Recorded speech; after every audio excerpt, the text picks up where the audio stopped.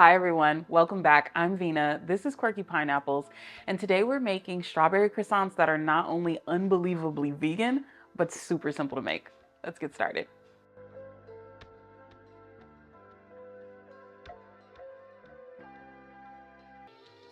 All right, so what you'll need for this recipe is some store-bought puff pastry, vegan pastry cream, fresh strawberries, some powdered sugar for dusting, and vegan egg wash. So first we're going to start out by preparing our puff pastry croissant. We're going to cut this into equal squares of 4. So you're just going to eyeball this. It does not have to be perfect. I think we had that conversation before in a past video. You're just going to try to find that middle. Okay. And then we're going to do the same, just kind of eyeballing that middle, trying to get 4 equal squares. Okay. Now on to our next step. Alrighty, so your squares don't necessarily have to be perfect, but you can kind of do a practice fold to see if you can get a relatively good triangle from your pastries. If you're finding that they're incredibly off, then of course you can trim a little bit off. Like these ones are a little bit bigger, but it works out.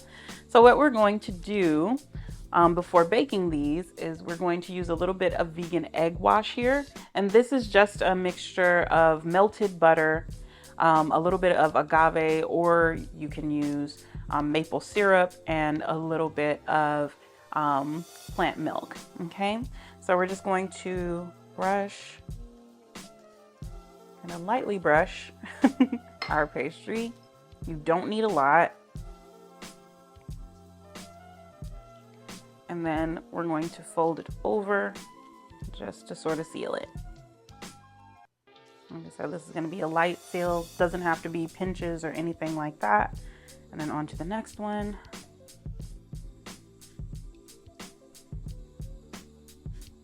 And you're just putting this on one side so that you can fold over your pastry. And like I said, sort of seal it down a little bit. And we just want a light seal so that when these are in the oven, that all the steam and air sort of gets trapped in there and helps puff it up. That's the puff pastry.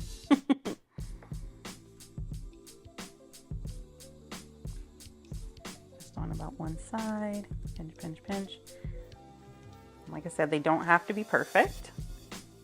Now, if you are a perfectionist or you're, making these for someone else, by all means, measure and trim out perfect squares so that you can have perfect triangles, but we don't need to do that here. Okay. All right. And then to help the pastries brown on the outside, I'm going to actually brush a little bit of the vegan egg wash on the outside tops of each pastry.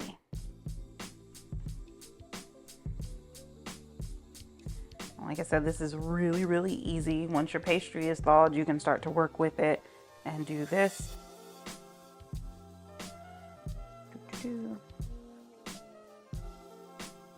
And then after I've got these all brushed off, I'm going to put them on my baking tray, but I'm not going to bake them yet. I'm going to put them back in the freezer for about 5 to 10 minutes to chill the dough, because we've been working with the dough and now it's at room temperature again. And what we want is a chilled dough because that contrast between the heat from the oven and the steam from the cool is going to help them puff and rise up in that nice croissant form that we're looking for. So I'm just going to transfer these to a baking sheet and pop them in the freezer for, like I said, about 5 to 10 minutes so that they can chill up again, and then we'll put them in the oven. So now that we've got our pastries in the oven, we're going to prepare our pastry cream. And I know what you're thinking, but Vina, where am I going to get vegan pastry cream? Well, if you watch my last video, I showed you how to make a really simple vegan pastry cream that you can use in puddings and all kinds of different things. And today we're just going to be using it in our croissants. If you have made my pastry cream, then when you pull it out of the refrigerator, it is going to have like this very interesting gelatinous texture. don't let that scare you by any means. What we're going to do is put it into our stand mixer and whip it up so that it can become nice and smooth and creamy again. Of course, if you don't have a stand mixer, that's perfectly fine. You can use a hand mixer, or you can get a whisk and put some elbow grease into it and whisk it yourself. But I have a stand mixer, so that's what I'm going to use today. All right. So this might be a little, like I said, it's this really weird gelatinous texture. It doesn't look appetizing to start or sound appetizing to start, but don't worry. It definitely is not going to stay that way. All right, so we're just going to get our attachment on. And then I'm going to start out with the whisk just to break everything down, and then I might change over to the paddle attachment, but that's not super necessary. All right.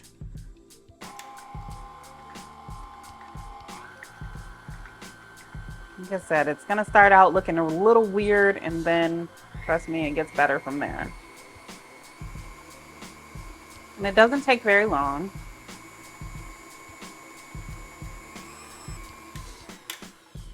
Okay, so I'll try to be patient with it. There we go.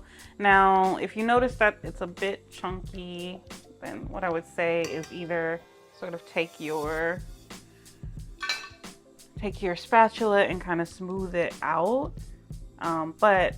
Since I have an attachment, I'm going to use my attachment for this. The paddle attachment, just to get things nice and smooth. Sorry.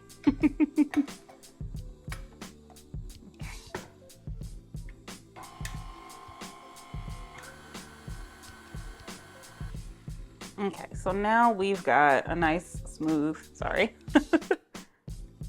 now we've got a nice smooth pastry cream that we can work with. All right, so let's prepare our strawberries while we wait for our pastries to finish cooking. All right, so now we're going to prepare our strawberries. Really simple. We're gonna cut off the tops, and then you'll want to do just some nice thin slices. And since we're only making 4 pastries, we won't really need a lot of strawberry. All right, and while I'm doing this, I may as well give you some helpful tips for when you are making these. So our pastry cream, because mine was sitting out for a little bit preparing to film, it was a little closer to room temperature. And so what you'll want to do is work with a cold pastry cream. So really, once you're pulling it out of the fridge, immediately getting it into the stand mixer or getting it into a bowl ready to start whipping it up, because the more chilled that your pastry cream is, the more smooth and sort of stable and creamy it's going to be for you. So if you notice, like mine started to get a little bit, a little chunky, then you can just put it in the fridge for a little while. Like I have mine back in the freezer in the mixing bowl. And what I'm gonna do is give it another smooth mix before we fill it up. But yeah, you can pretty much make these pastries for, I don't know, a brunch with friends or family. Like I said, they're one of those kind of trick people into thinking that they're traditionally made. I think that's sort of the nice part about some of these accidentally vegan items that you can find at the grocery store. So puff pastries, Oreos, all kinds of things like that. Now, not all puff pastries are accidentally vegan in that way. I tend to use the Pepperidge Farm ones that you can find at Target or Ralph's or Sprouts. You can pretty much find them in most local grocery stores. But just make sure that you're reading labels when it comes down to it. And even when it comes down to buying sort of your basic things like sugar, not all sugar is considered vegan. You can kind of Google that. I won't get into into the logistics of why not all sugar is technically vegan. But like I said, you want to read labels and things like that. But when it comes to sugar, I usually go for an organic sugar or a raw sugar, because then I know for a fact that it is going to absolutely be vegan and not involve any animal cruelty in the making process of it. But yeah, so reading labels is really helpful. And I find that working with chilled ingredients works best almost in every baking situation when it comes to pastries. Making sure that your dough is chilled before you put it into the oven so that all the science can work and it can puff up. Making sure that your cream is chilled so that it can be as creamy and smooth as you want it to be. All right, so I finished up cutting up my strawberries. They're all ready to go. Like I said, they're going to be just, you know, these nice thin slices to go inside of the croissants. And so I'll be back when the croissants are ready for us to fill and put our strawberries in. Okay, so now our croissant pastries are out of the oven. They've cooled off. I filled up my pastry bag with our pastry cream. And what I've done already is I've already started on one.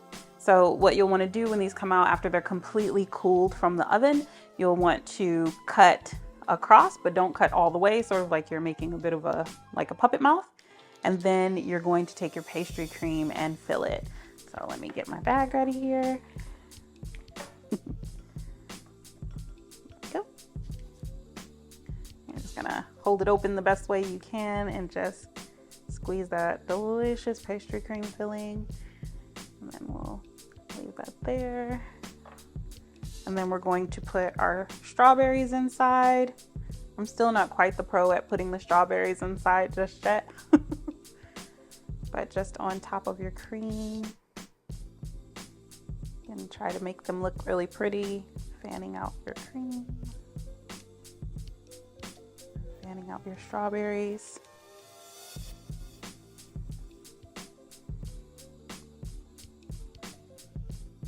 There's actually a really great bakery here in California that makes these. Obviously, they're not vegan. I believe it's called Creme, and they make these delicious strawberry croissants, which actually inspired this recipe. All right, so we're gonna do our last one, just filling up with the pastry cream, and then taking the strawberries.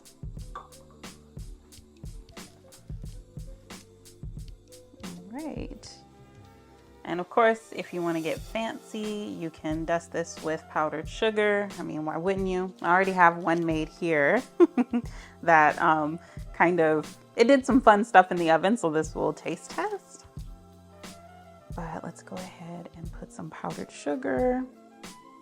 Yeah. I'm gonna give it a dusting of powdered sugar because powdered sugar just makes everything look so much more delicious and fancy. And then I'll sugar mine over here. Alrighty. And so what you have now is pastries that look like they've come from the bakery and will taste like they're from the bakery. So let's do our taste test. And I'm not gonna lie, I'm a little nervous about how this is gonna look. But you've got a nice flaky pastry.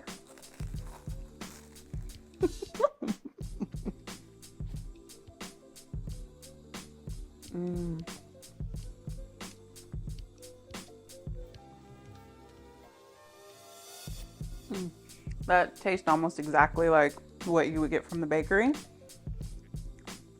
I'm hoping I don't have powdered sugar on my mouth. But yeah, super simple to make. Of course, you would want to make your pastry cream maybe a day or a couple hours in advance so that it can cool and set and all that good stuff so that you're ready to make these. But yeah, really simple. The recipe for these and the pastry cream will be in the description box below. You can find all of my recipes on quirkypineapples.com. I'll put my QR code here as well to help you out. If you decide to make these, please leave a comment and let me know if you like them. Make sure you like and subscribe. Thank you so much for joining me and have a wonderful rest of the day. If you like them, what else am I supposed to say? Oh,